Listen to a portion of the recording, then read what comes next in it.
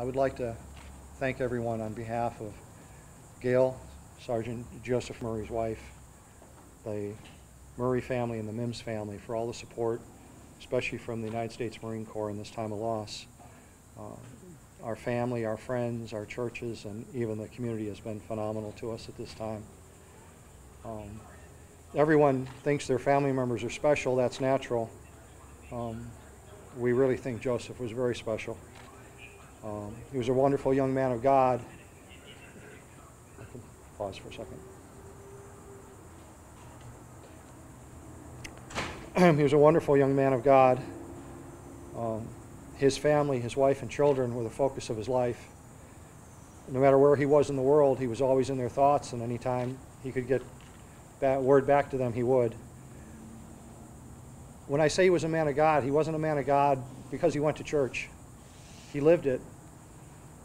His fellow Marines in combat would come to him for prayer. In fact, when they were on patrol, he would be humming praise and worship songs. And it was related to me by one of his fellow Marines that when Joseph stopped singing praises, they took the safeties off their weapons because they all immediately thought something was up. All was well when Joseph was with them. This was a man who lived his faith, didn't tell people about it, he showed you. His fellow Marines depended on him no matter what. In every unit he was in, he was one of the Marines that everybody turned to. At home, his children, his wife, his in-laws, his parents, his brothers and sisters. Joe was always a center, even though he wasn't trying to be. In every family event or every situation I was ever in, whether it was with his fellow Marines or anyone, somehow people gravitated around him. He didn't ask for it, he didn't look for it, people just recognized him in it. The city of Jacksonville should be very proud to have had this son come from Jacksonville. The Marine Corps meritoriously promoted him 3 times. In the first 3 years he was in the Marine Corps. I could go on, but I know we have limited time, and so once again, on behalf of his wife, his children, his families, I want to thank you all and thank the city of Jacksonville. I can give some background information, things like that, if you'd like now, and answer any questions. Talk about his service a little bit. How did he get into it, and what exactly did he do? That was a little bit of a surprise to me. I'm retired military. My wife was in the Navy. Joseph and his brother and sister were dragged all across North America and to Cuba throughout their lives and spent a lot of time on Navy bases, Marine Corps bases. Joseph had always said, "Dad, I hope you don't mind, I'm not going to join the military." One day when he was getting ready to graduate from high school, I get a phone call. "You need to talk to Joseph." I'm thinking, he's a teenager, he's in trouble. No, he'd gone to talk to a recruiter. He said, "Dad, I talked to a recruiter." I said, "Well, which one?" He goes, "Marine Corps." "You going to be a helicopter mechanic?" "No." "Intelligence guy?" "No, I'm going to be a grunt." I said, "Joseph, why do you want to be a grunt?" "Because that's the hardest thing there is to do." When Joseph decided to do something, he went all in. He didn't look for the easy way, he looked for the right way. In one of his training schools he was in, I said, "Joseph, how are you doing so well? You're not in the best shape of the Marines you're with." He said, "Well, Dad, on Monday morning, I'm well rested. I don't go out partying on the weekends because I got something to do on Monday." Well, that didn't mean Joseph didn't go out to dinner with his fellow Marines and he wouldn't go to an occasional party or not. But Joseph was always focused on what he needed to do, whether it was for his family, his church, his fellow Marines. So his decision to join was really caught us off guard. His older brother was the one who had talked about joining the military, not him. And here he went from telling me, "Dad, I'm never going to join the military," to actually becoming a Special Operations Marine. Special Operations are a unique, unbelievably demanding environment, not just physically and mentally for the Marine or for the sailor or soldier who go into it, but for their family. When Joseph told my wife and I, Karen, that he wanted to go Special Operations, the first thing we did was we asked his wife, Gail, do you understand? Are you behind this? And as I talk about Joseph, it's not that Joseph was out there alone. Gail, his wife, is very supportive, very staunchly supportive of Joseph. And he, of course, had discussed it at length with her before he talked to anybody else. And Gail comes from a family that doesn't have military experience in their family. And for her to be able to adapt, to live the lifestyle of a military spouse with the separations and the combat tours and that, it's been amazing to watch the two of them as a family. It's hard to talk about Joseph without talking about his family.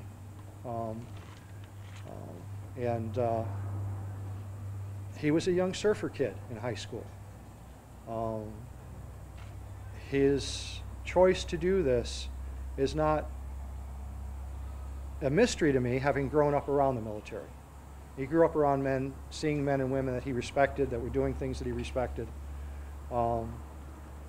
He joined the military to serve. That's who he was. That was part of his faith as a Christian man, was to serve others. You think of a special operations person, and sometimes you think of them going out there and doing damage to other people, but the majority of them, if you get to meet them and know them, are there to serve. It's about serving. We've lost quite a few military people from Jacksonville over the past 10 years in combat. Most of them are pretty exceptional people. They chose, they volunteered, they went. They chose to write a check to the American people that the bottom line was my life. I understood this. I served for over 20 years. But it's hard to talk about it when it's a loved one. And he was born in California when we were stationed there, and he'd lived across the United States. And part of his growing up was in Guantanamo Bay, Cuba. Came to Jacksonville when he was we came here when he was 10 years old. Graduated from Landmark and from Sandalwood. And spent a lot of time, I can't remember the name of the street, south of Hanna Park, that he would go there and surf. He'd become a real Jacksonville kid. I don't know what else. Can you talk about how we met Gail and that relationship a little bit? I know it's probably hard. Senior year, Karen? Yeah. Some common friends. A good friend of Joseph's was in a dance studio and knew Gail and a few other common friends. And actually, one of Gail's best friends, who turned out to be her maid of honor, they met through her.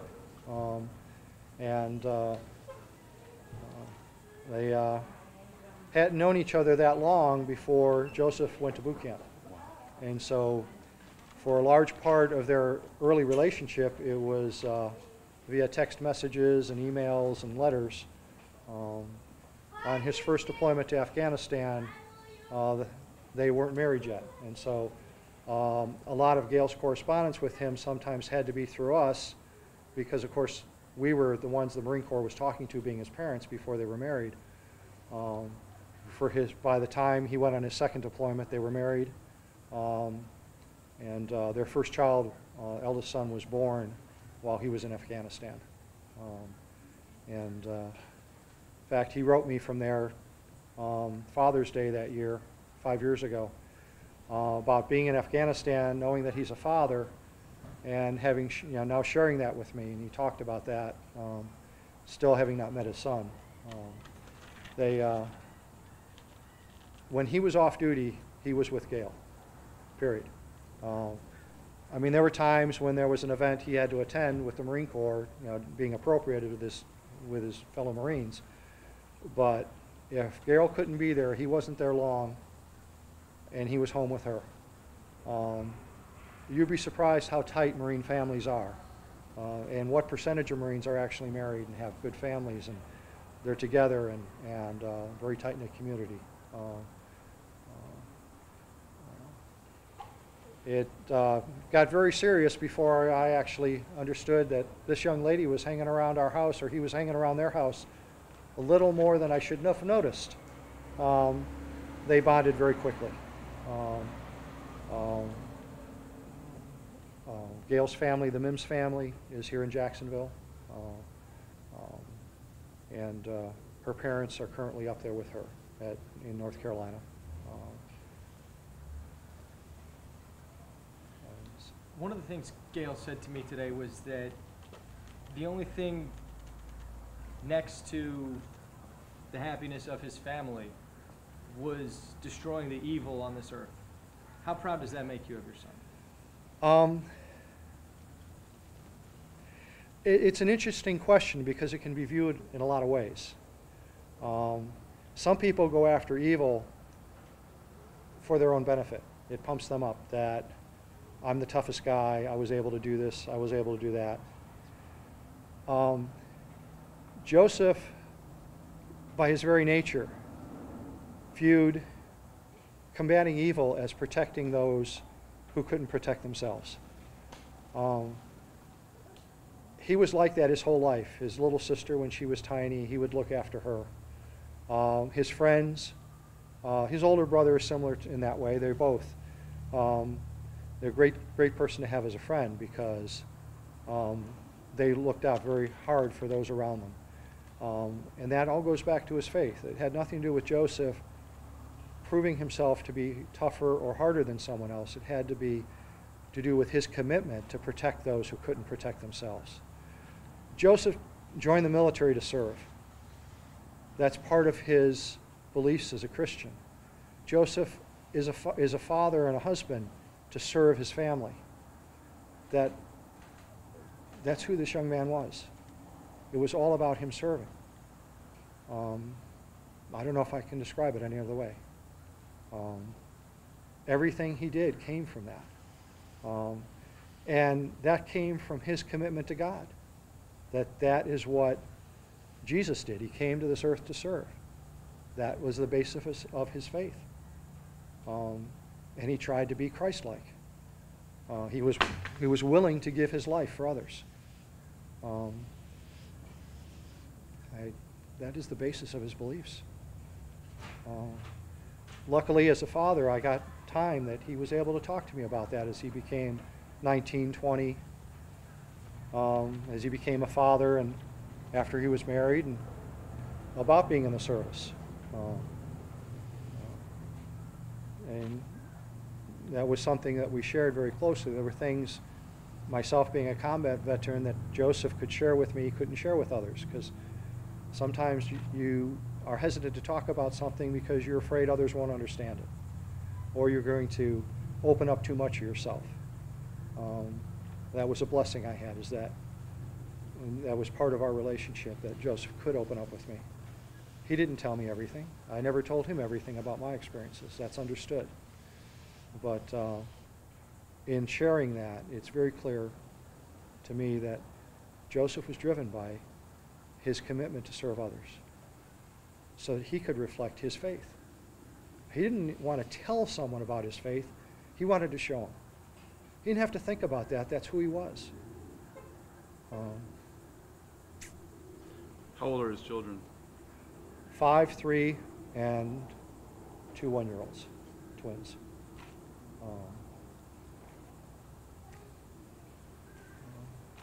A boy and... 3 boys and a girl. And the twins are both boys?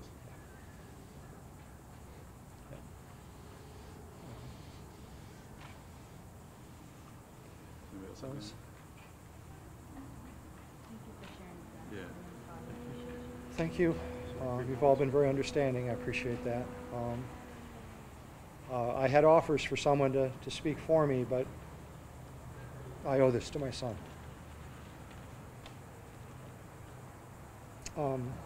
Other people could have said a lot about him, but nobody knew him the way he shared with me quiet moments. And I felt very compelled. I needed to speak for him. So I thank you all. I appreciate it. Just for background information, we don't know anything about the incident other than what's in the press, and won't for a while. The investigations will take a long time. There are no arrangements made yet. And I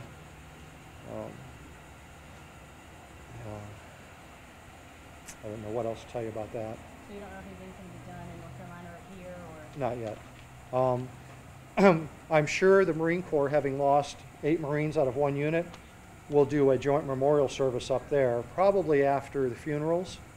That's kind of standard, that the families have that time, and then the unit will do something for the group of them, like the memorial here at Mayport. I'm not saying the Marines are going to put up that extensive a memorial for 8 Marines, but on the MARSOC compound, I expect the Special Operations compound up there, they will have some sort of memorial at some point, and there'll be a service up there. Whether or not the arrangements are made to be down here or not, then none of that's decided yet.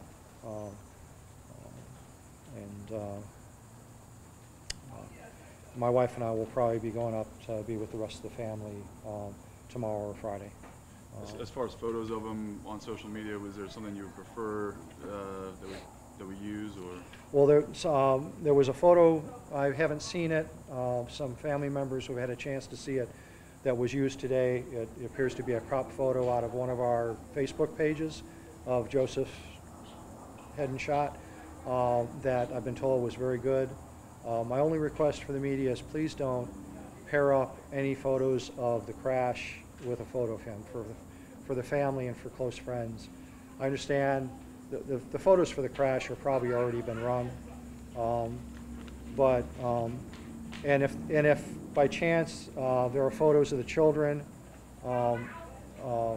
available via Facebook or social media, please don't use pictures of the kids. We prefer that the community focus on Joe, appreciate who he was. I understand everybody's family thinks their kids are special, their brothers and sisters are special. But I really believe he was. I watched his fellow Marines gather around him and them come up and talk to me. And like I said, family gatherings, gatherings of friends, gatherings of church, somehow Joseph was in the middle of it. And he didn't walk around trying to be the center of attention. It's just folks gravitated to him because that's the way he lived. Folks wanted to be around him. And he was a very positive, upbeat. He would pull practical jokes on us, and we never would suspect him because Joseph was too nice. We always blamed his older brother. And his older brother wanted to kill him. I mean, it was typical sibling, His older brother was also in the service? No. His older brother David is here in Jacksonville. His younger sister Grace is behind you. David did not go in the service. They were very close until Joseph met Gail. Easily the best friend in his life was his older brother. Being a military family, that happens. You move from place to place. You lose friends. Not many end up on the same side of the country with you. And siblings tend to get very close in military families. And they were very tight. They shared a lot of the same friends. Some are in Korea now. Some are across the United States. Most are in the Jacksonville, Florida area. We've had a tremendous outpouring. One of the reasons why it's been difficult for me to return all your phone calls or answer them is my phone hasn't stopped ringing and text messages haven't stopped. The outpouring has been very gratifying. It's been very helpful.